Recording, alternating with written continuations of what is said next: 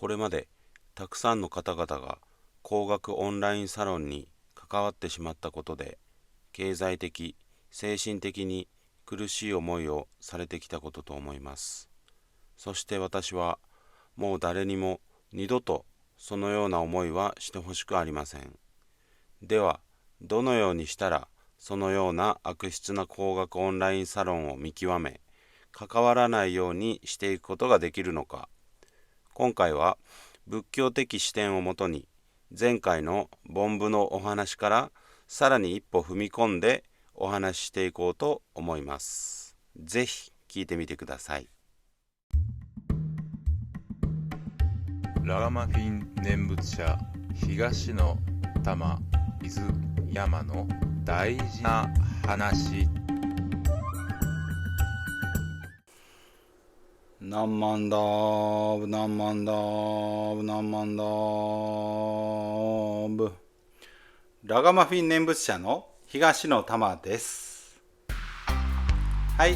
皆さんこんにちは、こんばんは。今日は、ちょっとね、この間お話しさせていただいたことの少し関連することなんですけど、ちょっとね、あの後も少し考えてて、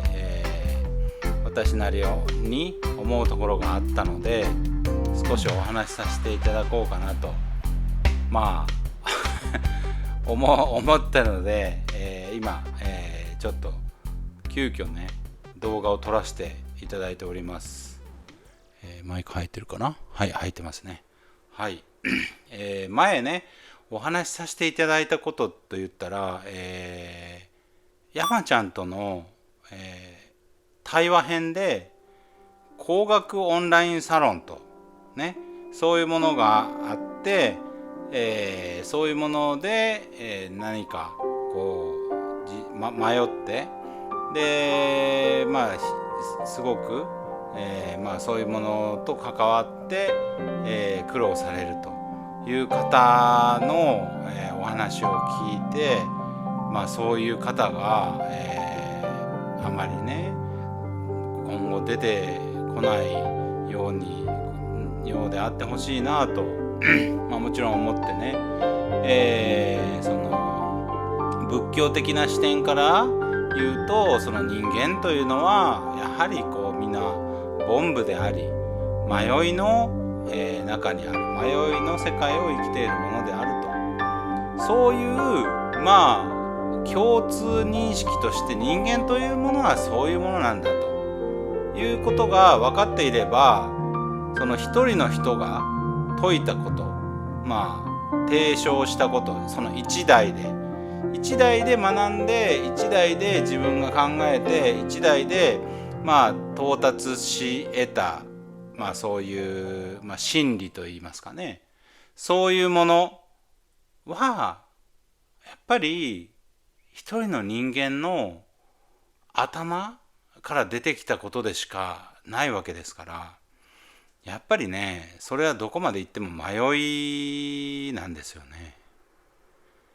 というようなことが、仏教を聞いて、その凡夫という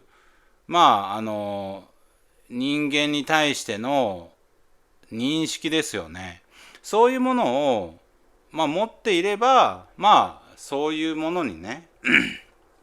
引っかからなくて済むというかね、言葉を選ばずに言えば、そういうことが見極められるということができるようになると思うんですけど、でそれをねもう少し考えてたんですよね。でもやっぱり何かこの人がね言うことはすごく魅力的だと。だってこの人昔はこんなたくさんね、こんなにね自分は生きづらさを抱えて苦しんでいたけど、もうねきれいさっぱりそれはもう解決して、私は今もう本当に幸せな人生を生きていますという人がいたら、やっぱりどうやってじゃあその心境になれたんだろうというのはやっぱりね、今生きづらさを抱えて苦しんでいる人からしたら知りたいですよね。そういうステージに自分も行けたら自分も楽になるのかと、自分も幸せに生きられるのかっていうふうに、思うと思うんですけどそれもねやっぱりね、お釈迦様は人生は苦なりと言われたんですよね。それはつまり生きるということは苦しみだと。その本質はね、生きるということの本質は苦しみだとお釈迦様が説かれた。で、私は仏教徒ですから仏教に説かれてある真理を聞かせていただくというスタンスでいますのでね、そういうスタンスで言えばやはり人生は苦だと。それはそうですよね。四苦八苦という詳しくね仏教では我々が、生まれて生きて死ぬまでに経験する苦しみ、どういう苦しみを、人間は経験するのか、みんなどのような人間も経験するのかね、人間に共通したやっぱり真理ですよね。そういうこともそういうことを全部説かれてるんですよね、仏教では。だからやっぱり人生はね苦なりとお釈迦様が説いておられるにもかかわらず、私はいろんなそういうね苦悩が抱えてたけど、あるメソッドを通してこういうことをやったらきれいさっぱり解決しましたとね、もし言う人がいたらそれはやっぱり真理に反するんですよね。なぜなら苦しいものは苦しいんですよね。人生というものはきれいさっぱり何か自分が抱えていた問題がもう解決しましたというようなことはないんですよね。ちょっと残酷なようでもありますけど、だってお釈迦様が人生は苦なりとね、そういうふうに真理を説かれてるわけであってね、